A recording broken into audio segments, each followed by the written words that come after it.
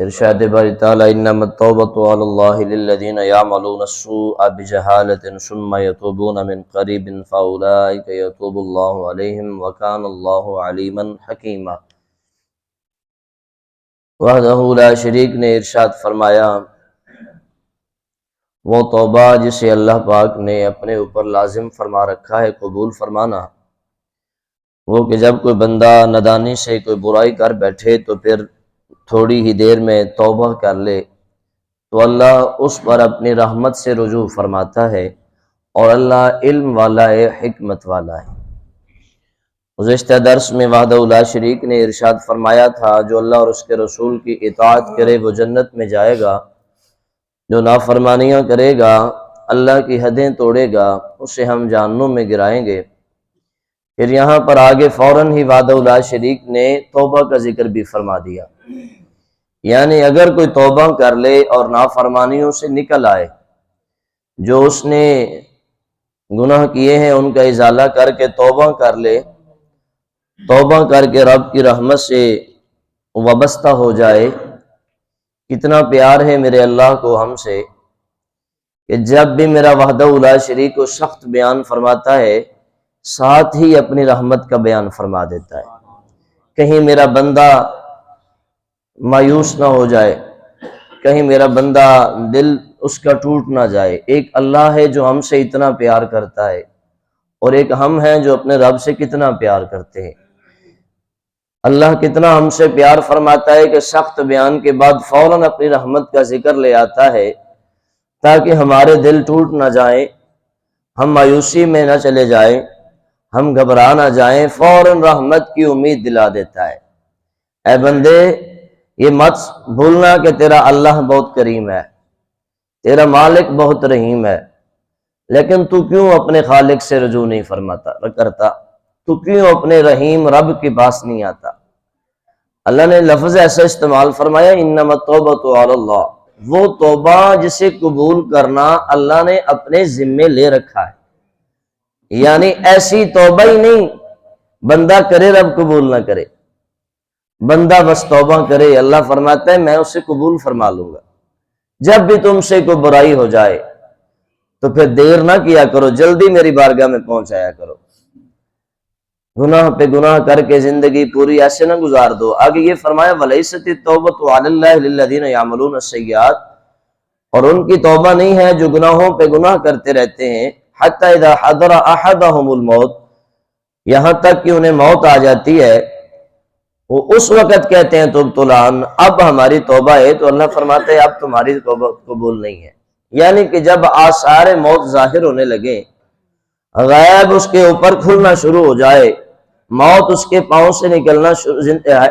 زندگی اس کی ختم ہونا شروع ہو جائے، موت نکلنا شروع ہو جائے، اس وقت بندہ کہے کہ اے مولا اب توبہ، رب فرماتا ہے اب جب ساری بات ختم ہوگی اب کہتا ہے مجھے معاف کر دے،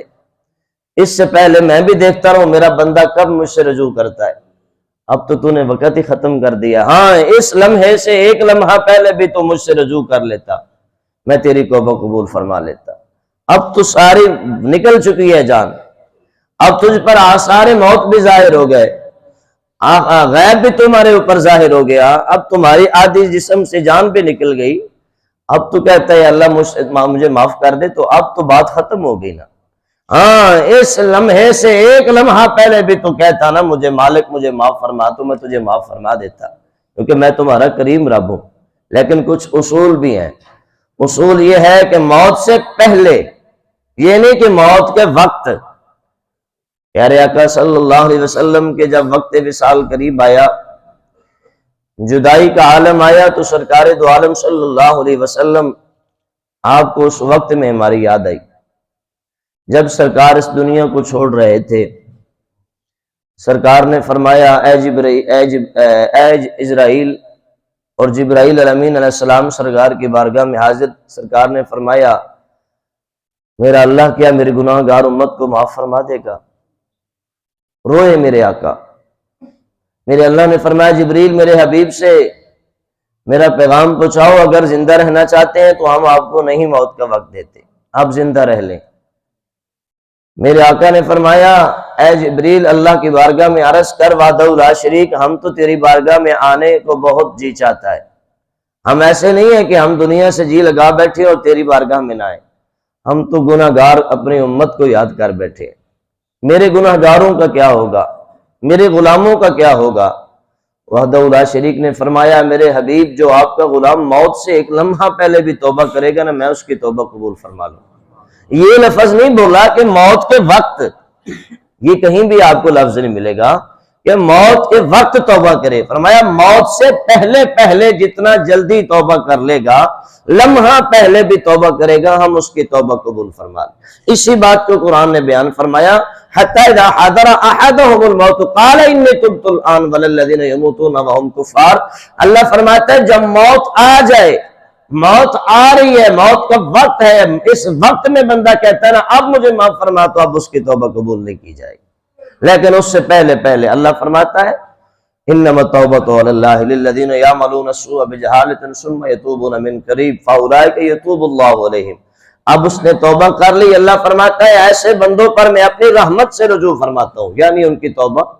قبول فرما لیتا ہوں۔ بندہ مایوسی کا شکار نہ ہو، اللہ کی رحمت کے قریب ہو جاؤ، اللہ کریم ہے، اللہ رحیم ہے، بندے سے کتنا پیار کرتا ہے یہ بندہ سوچ بھی نہیں سکتا۔ یہ تو ایک اندازہ لمٹ بیان کی گئی نا ہمیں سمجھانے کے لیے کہ وحدہ لا شریک 70 ماؤں سے زیادہ پیار کرتا ہے،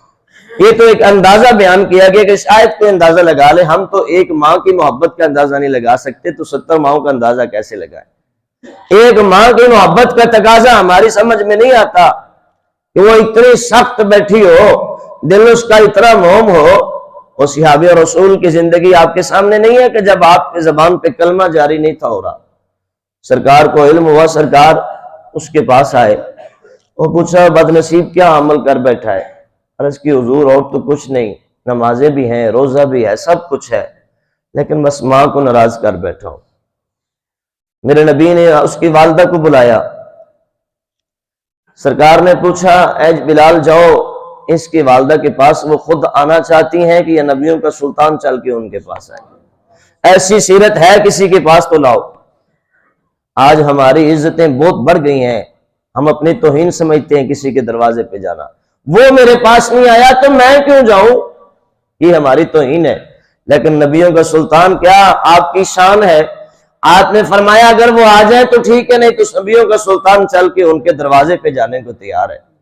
اس نے عرض کی حضور میں گناہ گار، آپ خود آؤں گی آپ کے قدموں میں اس قابل نہیں کہ نبیوں کے سلطان کو کہوں کہ آپ آئیں۔ دوڑتی ہوئی سرکار کی بارگاہ میں،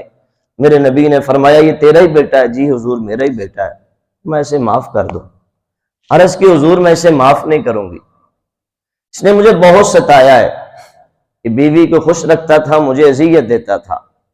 اس نے مجھے بڑی تکلیف دی ہے، میں اس کو معاف نہیں کروں گی۔ میرے آقا نے پھر فرمایا امی اس کو معاف کر دو۔ عرض کی حضور میں اس کو معاف نہیں کرنا چاہتی، اس نے مجھے بہت تکلیفیں دی ہیں، یہ میری سنتا نہیں تھا، روزوں اور ہر وقت یہ مجھے پریشان کرتا تھا، میں اسے معاف نہیں کروں گی، باقی ساری بات تفصیل میں پھر کبھی ہوگی۔ سرکار نے فرمایا اچھا ماں، پھر میں بھی ایک اصول بنا جاتا ہوں، جو ماں باپ جسے معاف نہ کرے اور ماں باپ کا نافرمان ہو اسے زندگی میں جلا دینا چاہیے۔ سرکار نے فرمایا جاؤ میرے صحابہ لکڑیاں اکٹھی کر کے لاؤ۔ لکڑیاں اکٹھی کروائی گئی، جب ڈھیر لگ گیا تو سرکار نے فرمایا اس کو بھی لکڑیوں پہ لٹاؤ اور آگ لگاؤ۔ جب اسے لٹایا جانے لگا اور آگ لگنے لگی، اب ایک ماں کی محبت دیکھ لیں، 70 ماؤں بعد میں دیکھیں، جب ایسے آنکھ اٹھا کر دیکھا نا میرے شہزادے کو لکڑیوں کی آگ پہ جلایا جا رہا ہے، ابھی لٹایا نہیں تھا، آگ لگائی نہیں، توڑتی ہوئی سرکار کے قدموں میں پہنچ گئی، یا رسول اللہ میں نے بھی معاف کر دیا ہے، آپ بھی اس کو معاف کر دیں۔ پوچھا اماں کیا ہوا، 1 منٹ پہلے تو معاف نہیں کرنا چاہتی تھی، اب کیا ہو گیا ہے؟ عرض کی حضور کیا کروں، آخر ماں ہونا، ماں ہونا،